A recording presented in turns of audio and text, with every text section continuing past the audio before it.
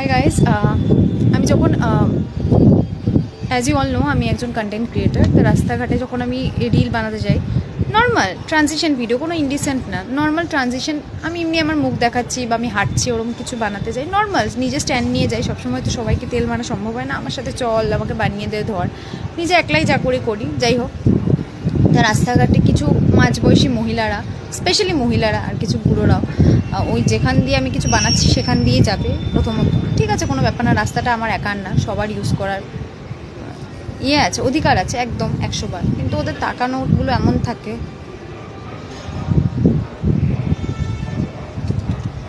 তো এবার আমি কিছু মুখ দিয়ে বলতে পারি না, তো আমার তাকানো এরম থাকে। যেমন কর্ম তেমন ফল,